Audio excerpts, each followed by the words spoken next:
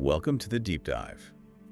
Today we're plunging into a period when the world truly held its breath, often without even fully grasping the scale of the peril. The Cold War, famously cold, right? For never quite boiling over into direct, large-scale military conflict between the superpowers. But beneath the surface, it was anything but calm. Far from it. It was a volatile era, really, punctuated by dozens of these heart-stopping events that very nearly triggered a full-blown nuclear exchange. And many of those were kept secret from the public for years, which, subtly yet profoundly shaped this pervasive sense of global apprehension. It built this structure of fear. That's right. And that's our mission today, isn't it? To take a deep dive into what we might call the underlying architectures of fear that defined the Cold War. Exactly. We're specifically focusing on the Cuban Missile Crisis, which is, well, undoubtedly the closest humanity has ever come to catastrophic nuclear war, but also looking at other, maybe lesser-known close calls that illustrate just how precarious peace truly was back then. Right. We want to help you understand not just what happened in these incredibly tense moments, but crucially, why these facts, these realities, kept the world on such a razor's edge. Right. And how fear itself became both this, visceral consequence of the threat and at times a deliberate, calculated tool used by all sides. And to guide us through this tension-filled landscape, we have some absolutely incredible sources, really fascinating stuff. We do. Our stack today includes highly illuminating declassified CIA documents about the Cuban Missile Crisis. And these aren't just dry reports, are they? Not at all. They offer a truly unique, almost unfiltered look into the intelligence assessments and the high-stakes discussions happening behind closed doors. We're also drawing on expert analyses. We've got insights from close calls, when the Cold War almost went nuclear, and the logic of nuclear disarmament, which give us that essential broader context. Yeah, the frameworks to understand this era. And finally, a specific, quite chilling account of the Soviet false alarm incident in Able Archer 83. That one really gives you a powerful glimpse into the terrifying reality of, well, human error and systemic vulnerabilities, doesn't it? It really does. So Get ready for some genuine aha moments, because we're committed to going well beyond the textbook here. Our goal is to uncover the surprising facts, the unsettling realities that profoundly shaped this tumultuous chapter of history. And by the end of this deep dive, you'll gain, we hope, a thorough understanding of the mechanisms of fear that were constantly at play. From those initial, sometimes flawed intelligence assessments. Right, to the terrifying specter of accidental war, and even the strategic manipulation of information by governments. It's an exploration into how fear wasn't just a reaction to events, but really an active force that molded global policy and, frankly, nearly unraveled the entire world. So let's cast our minds back. Summer of 1962. Okay. You have the intelligence agencies, the CIA especially, working frantically, trying to get a handle on what exactly the Soviets were up to in Cuba. Right, what were they putting in there? And what's truly striking, and, well, quite disquieting in retrospect, is this initial, almost comforting sense of security you see in their early assessments. It's strange, isn't it, given what we know now? It is. It seems that despite some growing suspicions, the official line was one of reassurance, which ironically just laid the groundwork for an even more profound shock. Magnifying the fear when the truth finally hit. Exactly. Precisely. You see, on August 1st, 1962, the CIA issues this National Intelligence Estimate, an NIE, number 85 to 62. Okay. And this document concluded, pretty definitively actually, that it was unlikely that the bloc will station in Cuba bloc combat units of any description. Unlikely. Any combat units. Right, or even provide Cuba with the capability to undertake major independent military operations. Imagine that assessment. Wow. The highest level intelligence view at the time suggested no real offensive threat from the Soviet presence there. And that view held for a while. It did. Even later, September 19th, so, getting closer to the crisis, a Special National Intelligence Estimate, a SNIE, these are usually shorter, more focused updates. Right. It reiterated that the introduction of offensive missiles was unlikely. Still unlikely. Still unlikely, although, and this is a subtle but important detail, it did cautiously note that the Soviets might be tempted to establish other weapons of a more offensive character, such as additional types of short-range, surface-to-surface missiles. Okay, so a little crack in the confidence there. A tiny crack. But this overall initial downplaying, while maybe reflecting the best intelligence they thought they had at that exact moment, it created this false sense of security that would just serve to amplify the shock and, consequently the fear when the undeniable reality finally emerged. Because people weren't prepared. Not at all. The public, and frankly many within the government, simply were not prepared for the true scale of the danger brewing just 90 miles off the coast of Florida. And that pre-existing sense of security, when it shattered, must have made the revelation even more terrifying. Absolutely. It magnified the fear exponentially. It's fascinating, though, how not everyone bought into this initial calm. You mentioned suspicions. Right. There were whispers, getting louder, of a deeper, maybe far more insidious threat. And we see the Director of Central Intelligence himself, John A. McConey, almost immediately sensing that something was profoundly amiss. Yeah, his role is critical here. And it wasn't just a difference of opinion based on data, Yeah. was it? It sounds like it was, as the documents describe, this deeply unsettling premonition, almost a gut feeling that something fundamental was being missed. Indeed. As early as September 7th, so just over a month after that optimistic NIU we mentioned, McConey expressed what he called a crucial hunch. A hunch at that level. Right. He believed, going against the prevailing intelligence consensus, that the defensive equipment and installations being set up in Cuba, Which they could see. which they could see, yes, that these were merely a prelude to the location of an offensive weapon capability. Wow. So he saw through the cover. He sensed it. Think about the significance of that intuition. He specifically warned even then that Soviet short-range surface-to-surface missiles of portable types in Cuba could command important targets in Southeast United States and possibly Latin American Caribbean areas. So he's already talking about threats to the U.S. mainland in early September. Yes. This wasn't just a general concern, it was a significant and, frankly, chilling premonition of a direct, imminent threat. And did his concerns grow? They absolutely did. By September 10th, his concerns escalated even further. They grew into a full-blown alarm in his memos. Okay. He noted the prospect of secret importation and placement of several Soviet MRBMs, medium-range ballistic missiles, which could not be detected by U.S. if Cuban defenses deny overflight. Ah, so the SAM sites going up were part of the problem for detection. Exactly. He was emphasizing the danger of a surprise attack and the terrifying possibility that detection of the preparatory steps might be beyond our capability once Cuban defense system operative. So the window to see was closing. Right. This foresight, standing in such stark contrast to the dominant intelligence estimates at the time, was itself a harbinger of the immense fear that was about to grip everyone. Because the idea that a threat could be secretly deployed and operational before you even detected it. It's a nightmare scenario for intelligence agencies and a profound source of anxiety for national security. And the threat, as McConey thought, wasn't just about the immediate danger of missiles, right? Yeah. There was this broader, far more alarming strategic vision at play. Yeah. That transformed Cuba into what he called a strategic bridgehead for Soviet influence. That's a key phrase. This deeper conclusion, which he articulated as early as August 21st, painted an even more sinister picture. It turned Cuba from just a defensive outpost into a long-term source of fear and instability for the whole hemisphere. Right. It shifted the threat perception from tactical just missiles to something fundamentally strategic. That's a critical point because it reveals the comprehensive nature of the perceived threat and why it generated such widespread fear. The CIA concluded, and this was based on assessments of Soviet economic thinking, that supporting Cuba wasn't seen as a liability by Moscow. Oh. Quite the opposite. It was viewed as an opportunity of creating a viable and reasonably prosperous economy that would then serve as a model for all dissident groups in Latin America. A showcase for communism in the Americas. Exactly. And more sinisterly, it was envisioned as a bridgehead for Soviet subversive activities in Central and South America. So exporting revolution. Essentially, yes. This elevated the threat far beyond mere Cuban self-defense. It was about creating a forward operating base for communist expansion right in the U.S. backyard. And the analysis got specific. Very specific.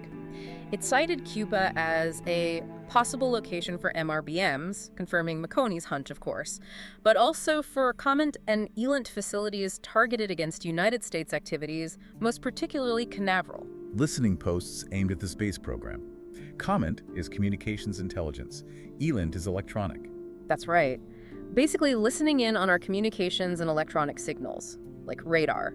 And critically, Cuba was also seen as a potential ECM station electronic countermeasures. Damn it. Potentially, yes. Something that might adversely affect U.S. base and missile work. So this painted a comprehensive, long-term strategic picture. A multifaceted threat. Designed explicitly, they believed, to sow fear and instability across the hemisphere. Not just militarily, but politically, economically, technologically. It was about leveraging Cuba to undermine U.S. influence and spread communism. Generating widespread anxiety about the very future of the region and American security. The fear wasn't just of a missile launch, but of the slow, creeping subversion as well. So all those hunches from Oconee, the whispers, the strategic worries, then turned into an undeniable, terrifying reality. October 14th, the U-2 reconnaissance flights. The moment of truth. The visual photographic evidence became stark. There was just no room for doubt anymore. None. The threat wasn't theoretical, it was staring them right in the face. This must have been the moment where the fear shifted, right? From a nagging suspicion to this immediate visceral dread for everyone involved. Absolutely. For analysts, for policymakers, right up to the president, the U-2 photos were the ultimate confirmation. What did they show exactly? By October 20th, a White House briefing confirmed unmistakable evidence of the deployment in Cuba of medium-range ballistic missiles. MRBMs. Right, specifically the 2020 nautical mile range SS-4s, and intermediate range ballistic missiles, the IRBMs. Even longer range. Much longer, the 2200 nautical mile range SS-5s. And the geographical implications of that. Instantly clear and profoundly fear-inducing. These ranges, the report detailed, implied coverage of targets from Savannah, Georgia down to New Orleans, including 7 Strategic Air Command SEC bomber and tanker bases. Key military installations. Critical ones, and at least 1 important naval base. And crucially, those longer-range IRBMs, the SS-5s, could reach practically all of the continental United States. All of it. Wow. This wasn't some distant threat anymore. It was direct, imminent danger to major U.S. cities and military sites, just minutes away by missile. And the speed, the scale of the deployment. Equally terrifying, intelligence identified at least 4 and possibly 5 MRBM sites, and even more alarming, 2 of these sites probably in a state of at least limited operational readiness at this time. Already operational. We're very close, expected to become fully operational within the next week or 10 days. Okay, the clock is ticking. Loudly, very loudly. Each site contained 4 unrevetted field-type launchers. Meaning not heavily protected. Mobile. Exactly. Not in hardened silos. Mobile launchers relying on mobile erection, checkout, and support equipment. Easily set up, potentially easily hidden. And that implied A dangerous refire capability from each unit, meaning they could launch, reload, and launch again, greatly amplifying the perceived threat and that sense of impending doom. And if that wasn't enough to trigger maximum alarm, the sheer numbers involved. Yeah. Just chilling. Right. Further intelligence, coming in just a day later, October 21st, indicated at least 5 Soviet offensive missile regiments, each with 8 launchers and at least 16 missiles. Do the math. Pizzazz. It totaled a first salvo potential of 40 missiles with a refire capability of an additional 40 missiles. 80 missiles potentially available. 80. From Cuba. And then the report delivered the most fear-inducing comparison possible. What was that? This staggering number, just off American shores, was approximately 1/2 the currently estimated ICBM missile threat from the USSR. Half. Half their intercontinental threat, suddenly sitting 90 miles away. That's what the estimate said. An almost unimaginable shift in the strategic balance overnight. You can just feel the panic building in those briefings. Unbelievable. And that brings us, inevitably, to the ultimate fear, doesn't it? Yeah. Nuclear war itself. Were the warheads there? Did they know? As of October 27th, right in the thick of the crisis, the intense negotiations, the highest alert levels.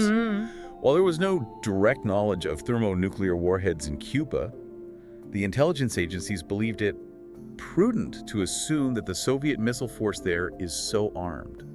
Prudent to assume, meaning they had to plan as if they were nuclear tipped. They had no choice. This assumption, born of necessity and the dire stakes of the crisis, inherently amplified the sense of dread and urgency across the board. Of course. The very possibility of nuclear warheads on Cuban soil, capable of reaching American cities in minutes, was the most powerful catalyst for widespread panic, an immediate existential threat. And then they got confirmation about the launchers being ready. Yes. The confirmation that all 24 MRBM launchers, so the SS-4 sites, are now fully operational, Fall 24. representing a capability to salvo 24 1,000-mile missiles within 6 to 8 hours of a decision to launch. That underlined the extreme immediate danger of a devastating nuclear attack. 6 to 8 hours from decision to launch. This wasn't a theoretical exercise anymore. It was a matter of hours. The sheer speed of potential destruction made the fear all the more acute, all the more pervasive, as decision-makers grappled with the reality that they had almost no time to react once a launch decision was made on the other side. So we've traced how the intelligence picture shifted, right? From this misplaced calm to undeniable, terrifying reality.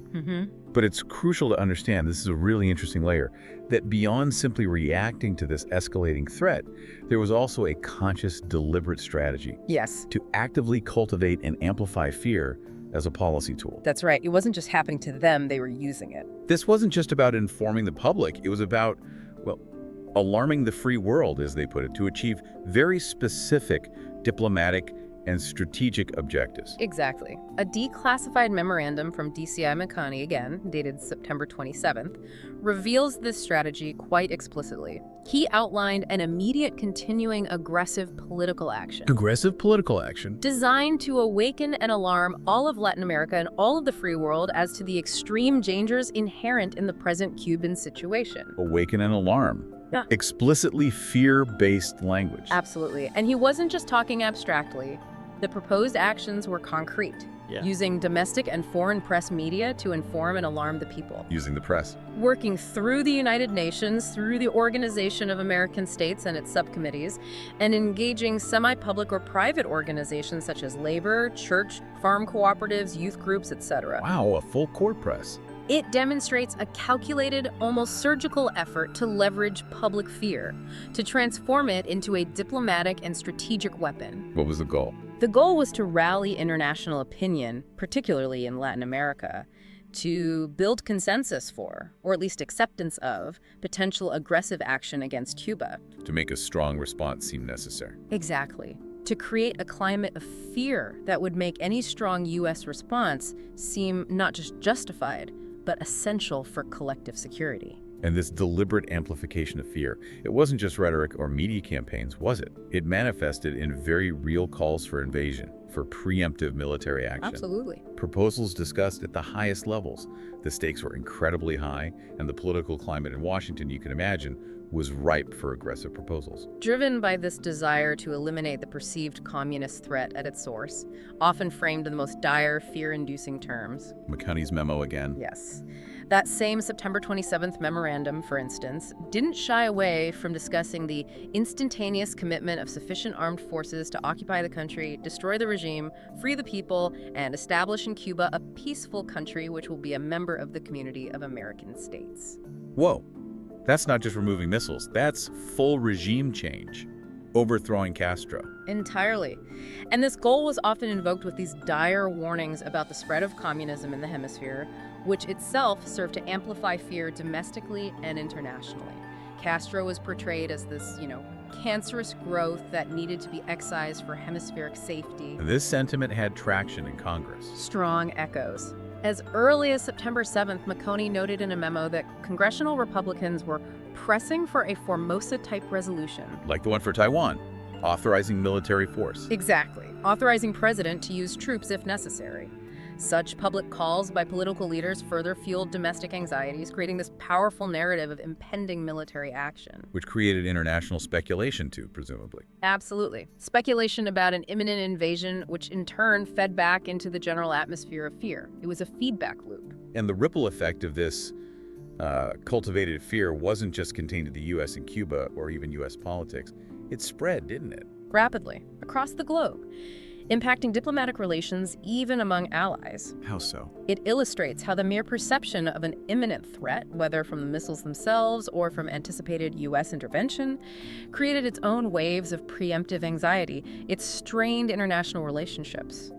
Do we have examples? Yes. There's a September 8th cable from General Carter to McConney. It revealed that the Mexican and Brazilian governments now think we will invade. They thought an invasion was coming. Yes. And chillingly, they wanted to break ties beforehand to avoid domestic excitement and political fallout in their own countries. Wow.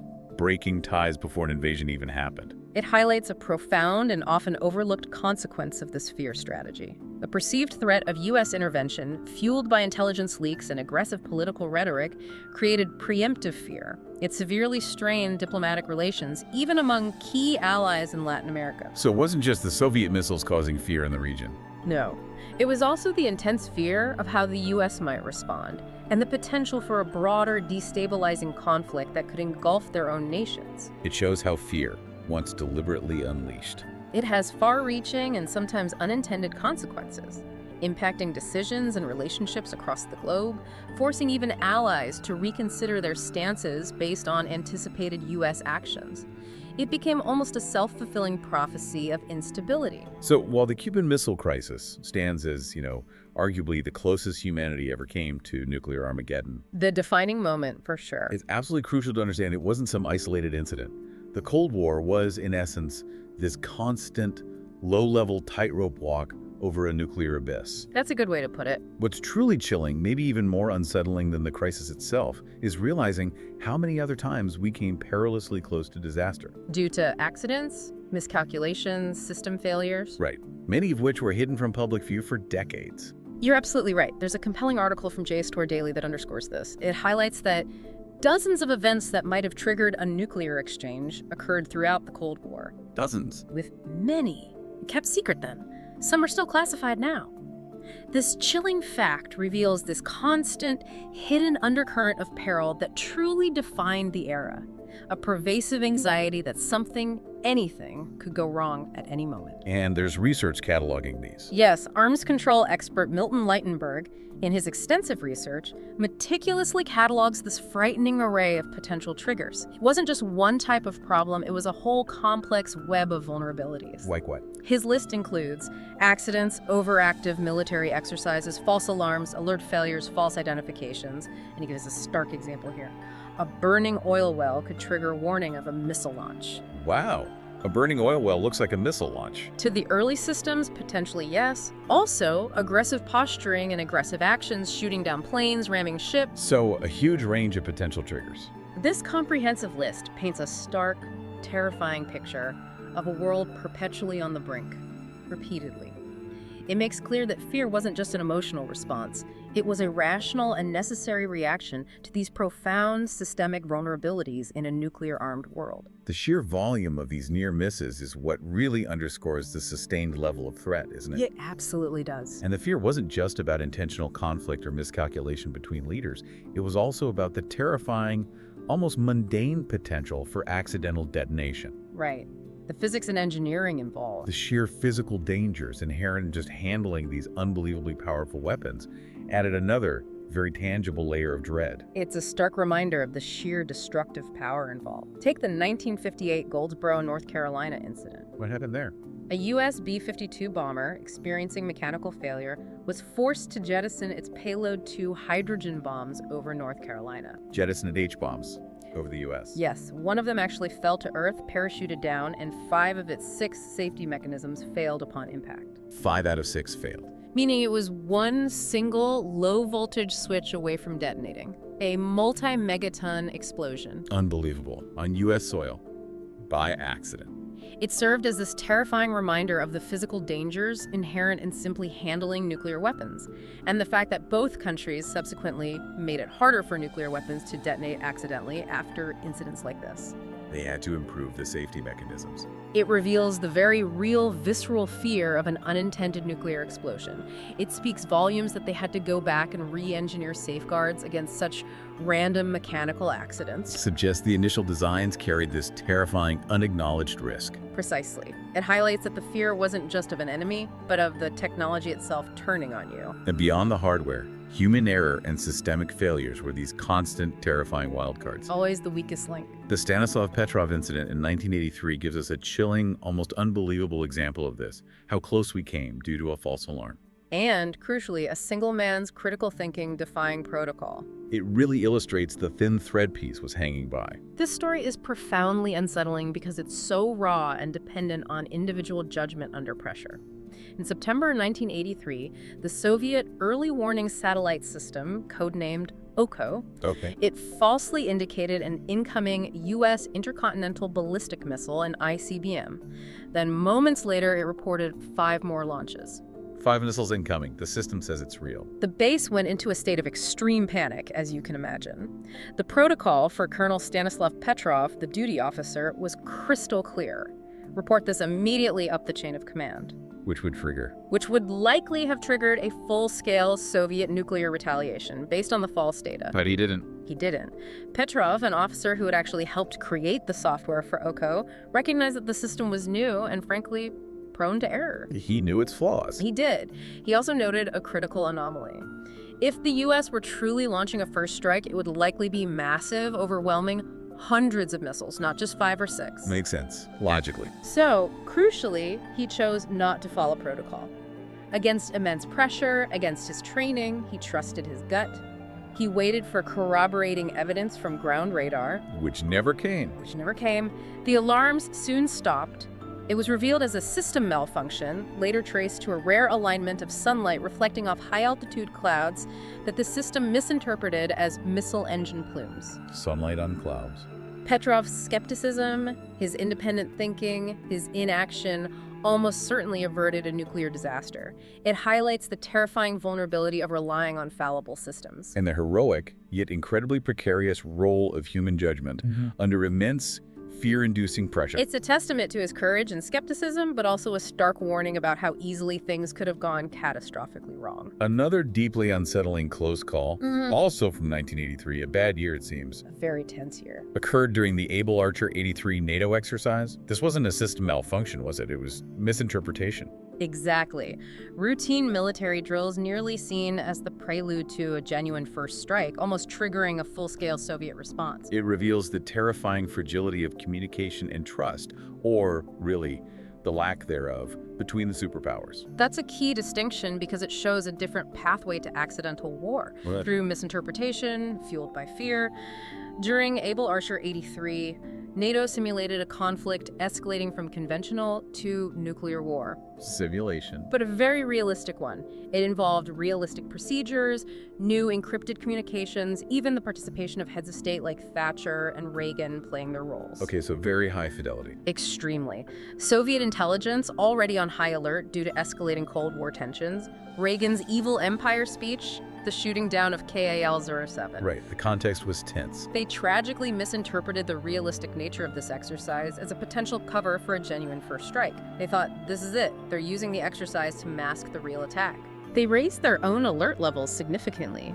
Scrambled aircraft, put nuclear forces on higher readiness, prepared for retaliation. And on the U.S. side. High-ranking U.S. intelligence officer Leonard Perutz, stationed in Europe, made what's been described as a fortuitous, if ill-informed, decision. Fortuitous? He wasn't fully aware, it seems, of just how genuinely alarmed the Soviets were. But he decided not to reciprocate by raising Western alert levels further in response to Soviet actions. He kept things calm on the NATO side. So he broke the escalation cycle, perhaps without even realizing the full danger. Possibly, thus inadvertently averting a Soviet response that could have led to war. This incident starkly illustrates the profound fear of miscalculation. Where even routine military drills, meant to enhance deterrence, could be seen as an act of aggression, triggering catastrophic reactions. It emphasizes that the line between preparation and provocation was incredibly thin. And perception, especially when fueled by deep-seated fear and suspicion, could be more dangerous than reality itself. And what's truly mind-boggling is the sheer frequency of these close calls. You said dozens earlier. It wasn't just a few isolated incidents over decades. Not at all. It was a near-daily dance with potential disaster, creating this constant, low-level hum of anxiety that permeated the entire Cold War period. It's a testament to the pervasive nature of this architectural fear we're talking about. The statistics are just sobering. Between 1977 and 1985 alone, just an 8-year period, the North American Aerospace Defense Command, NORAD, recorded over 20,000 first-stage conferences over potential missile launch alerts. 20,000 potential launch alerts in 8 years. Think about that frequency. 20,000 times someone was looking at data that might suggest an incoming missile attack had begun. Incredible. Of those, 11,152 reached the second stage, requiring more urgent investigation, and 6 progressed to the third and final threat assessment stage. Meaning they were deemed serious enough to potentially wake the president. Serious enough to warrant direct consultation with top military and political leadership. This constant stream of alarms, even if almost all were false. It must have created immense stress. A pervasive background hum of anxiety, absolutely. And the very real possibility that one day a false alarm wouldn't be caught in time, that it would lead to an accidental launch. It highlights that the fear wasn't just theoretical, debated in policy papers. No, it was a lived reality, constantly reinforced by system alerts and near misses, shaping the psychology of those on the front lines of defense, day in, day out. And compounding all this peril was this thick veil of secrecy, particularly, you mentioned, from the Soviet side. Yes, that was a major factor. When information about accidents, system malfunctions, or even near misses is suppressed, it just fuels uncertainty, doesn't it? It absolutely does. It makes it impossible for the outside world, or sometimes even parts of its own government, to accurately assess the true risks involved. And this lack of transparency in itself contributed significantly to a generalized, profound sense of dread. Precisely.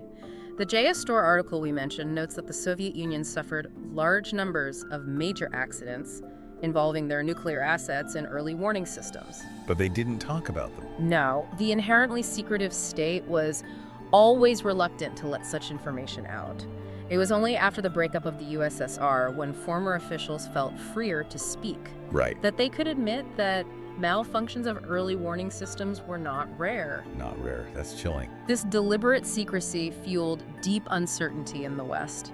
It made it impossible to accurately assess the true risk of accidental war originating from their side.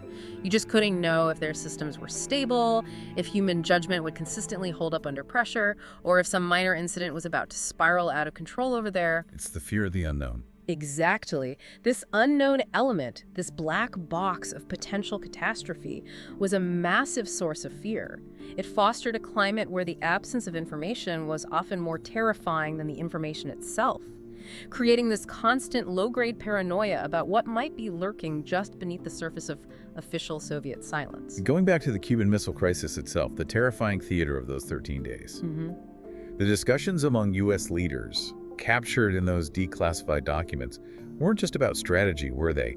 They were profoundly colored by this deep-seated fear. Fear of retaliation, fear of isolation. Every potential military action carried with it the terrifying prospect of global repercussions, expanding the scope of dread beyond just a direct U.S.-Soviet exchange. This fear of wider repercussions is incredibly evident in the meeting transcripts. You hear General Eisenhower, the former president, brought in for advice, Right. questioning the utility of limited military action like just an airstrike.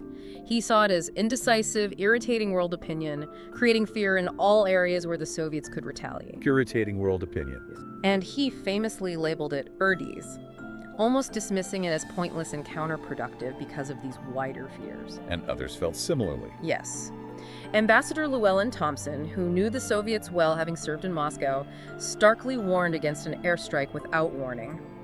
He said it would be divisive with all allies and subject us to criticism throughout the world. Losing the allies. Yeah. Being isolated. This fear of international isolation, of losing global moral authority, of generating widespread hostile global opinion, it was a powerful deterrent against overly aggressive action. It highlights the complex geopolitical web that amplified the stakes and the underlying fear of every single decision made in that room. And even within the military planning itself, there was anxiety. A profound layer of anxiety. Secretary of Defense Robert McNamara and General Maxwell Taylor, the chairman of the Joint Chiefs, while they estimated a 90% probability of destroying the missiles with an airstrike. And 90% sounds pretty good in that context. Yeah. It does, but they could not provide absolute assurance that all missiles would be destroyed. There was always that 10% chance, or maybe more, that some would survive. And launch. They also chillingly warned that giving any warning before an airstrike would very possibly cause the movement of missiles to obscure unknown locations from which they could become operational. So you lose them, they hide them. Exactly. This raised the terrifying prospect of an incomplete victory, leaving hidden nuclear threats active, potentially mobile, continuing to fuel the fear of a lingering, untraceable danger. It made the idea of an airstrike almost as terrifying in some ways as doing nothing. And this brings us to the ultimate, most profound source of fear during this entire era, doesn't it? Okay. Laid bare by critical reports like The Logic of Nuclear Disarmament from UNIDIR, the UN Institute for Disarmament Research. Yes, that report really gets to the heart of it. This wasn't just about winning or losing a conventional conflict or even a limited nuclear exchange. It was about the sheer, unthinkable scale of the consequences. The existential dread. The very existence of these weapons created a fear unlike anything humanity had ever faced before. The UNIDAR report is just unequivocal, brutally honest. It states plainly that the use of nuclear weapons would indiscriminately kill large numbers of non-combatants. Violating international law. Not only would it be wrong morally, it would also be illegal, directly violating international humanitarian law. It emphasizes that the catastrophic consequences of the detonation of nuclear weapons, whether by mistake, accident, or intention, mean there is no situation that can justify resorting to them. No justification. Ever. It removes any moral, ethical, or even practical justification for their use, leaving only the terror of their existence. And the most terrifying insight from that report. Perhaps the most terrifying and one that resonates so deeply with our discussion on fear is its stark declaration. No state has the capacity to respond adequately and to manage the consequences of a nuclear detonation. No state, not even the superpowers. No state. Think about the profundity of that statement. It paints a picture of an inevitable, unmanageable catastrophe, where the scale of human suffering, societal collapse, environmental damage would be so immense. It would be beyond any possible mitigation or response. Beyond any possible humanitarian response, any governmental capacity. The very thought that no government, no organization, no amount of planning could effectively respond to such an event. It creates this profound, paralyzing, truly existential fear. A fear that transcends borders, ideologies, time. It's the fear of a world fundamentally broken, perhaps beyond repair. It's a profound paradox then, isn't it? The very systems designed to create security through deterrence. The nuclear arms race itself. Ironically became this monumental, perpetual source of insecurity and fear on a global scale. Like the cure becoming part of the disease. Exactly. That's precisely the point the UNIDAR paper highlights. It states that nuclear arms racing will dialectically cause and reflect international insecurity. Dialectically, meaning it feeds on itself. Yes. The very act of building, modernizing, maintaining nuclear arsenals, while ostensibly intended to create security through deterrence, by threatening devastating retaliation, paradoxically fuels insecurity and fear globally. It creates this never-ending cycle of suspicion and escalation. Because deterrence itself is a threat. As the paper notes, deterrence itself is a form of use, and that implies willingness to harm. It's a constant implied threat hanging over all of humanity, a pervasive psychological burden. And the conclusion from that logic. The chilling conclusion that flows directly from this logic is universal and unavoidable. A nuclear war cannot be won and must never be fought. That statement encapsulates the profound and entirely justified fear that nuclear weapons evoke. A fear so potent, it dictates global strategy and shapes our very perception of what peace even means in a nuclear age. And finally, maybe the most fundamental source of fear for many, and the ultimate lingering anxiety from this deep dive, is this idea that our nuclear peace, such as it is, hasn't been due to stable systems or wise leadership alone. But simply, luck.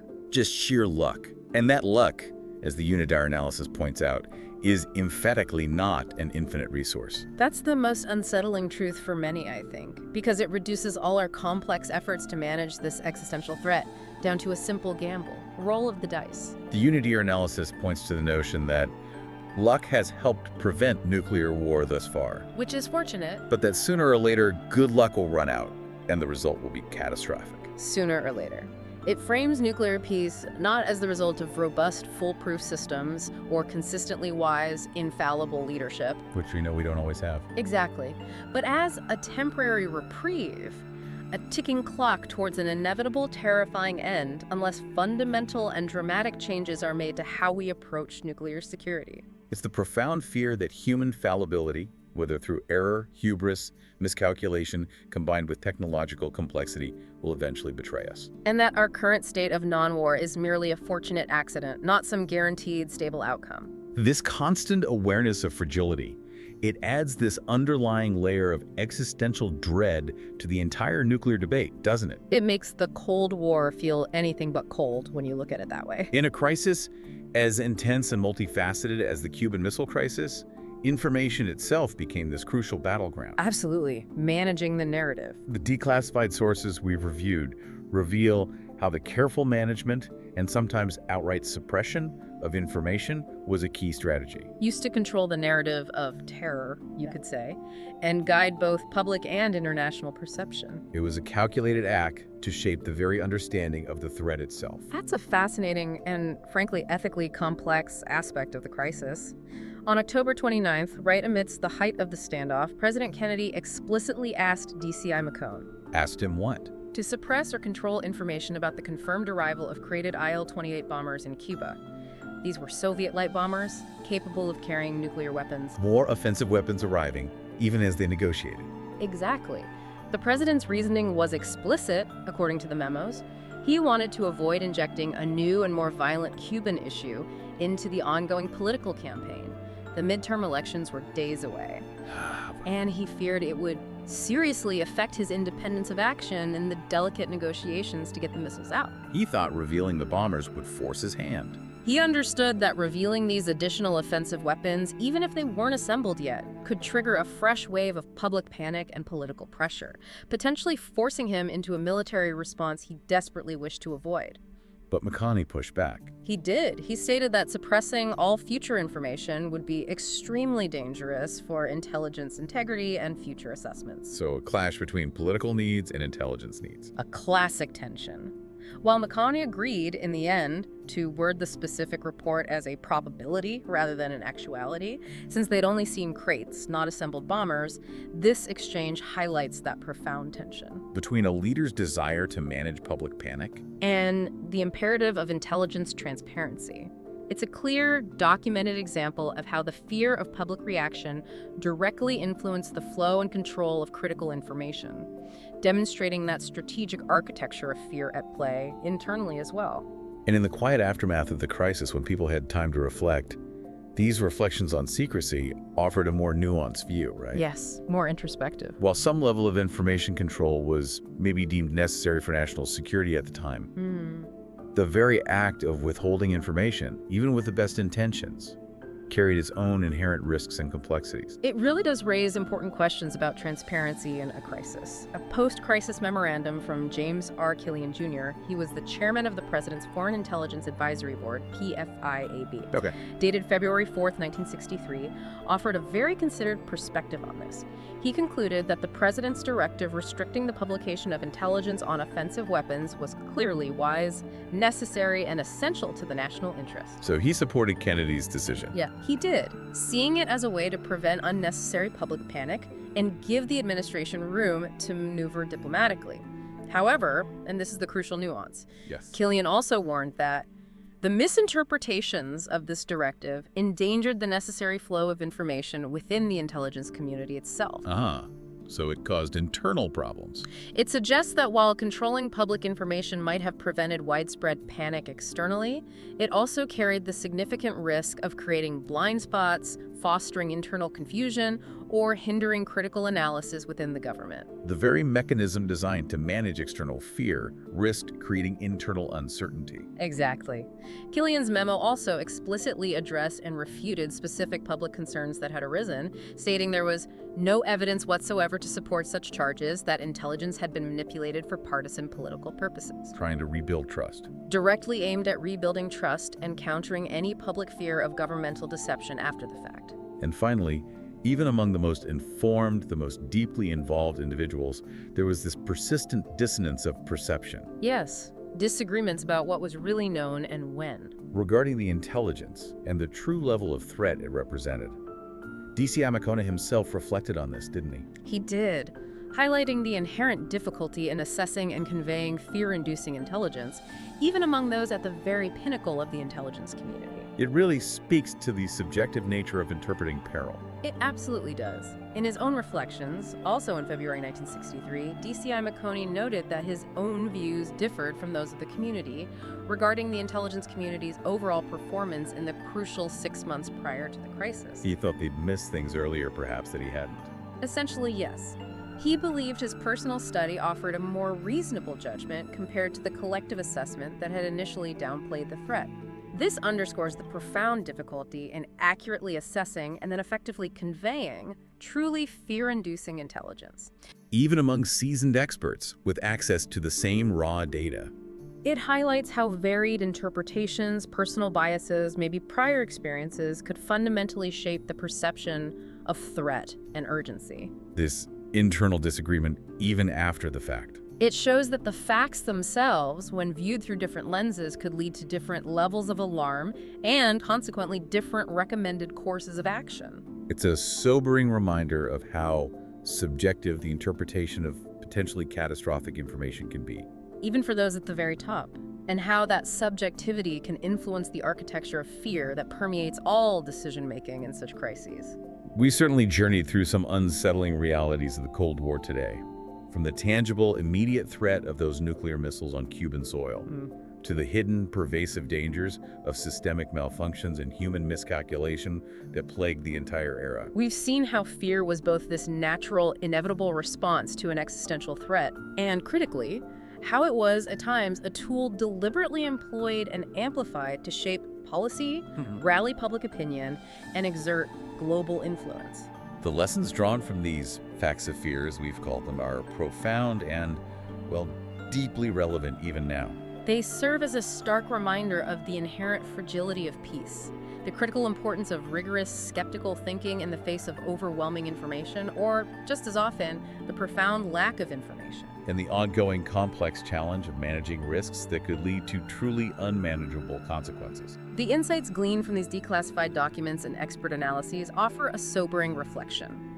The luck that has, thus far, prevented nuclear war, as the experts warn, may not last indefinitely. So given the incredible close calls we've explored today, the acknowledged inability of any state to adequately respond to or manage the consequences of a nuclear detonation, and this constant threat that our luck might finally run out, what responsibility do we as informed global citizens truly have? That's the big question, isn't it? How should we actively engage with the ongoing debates around nuclear deterrence, around disarmament, around these enduring architectures of fear, rather than simply hoping the dice don't roll snake eyes?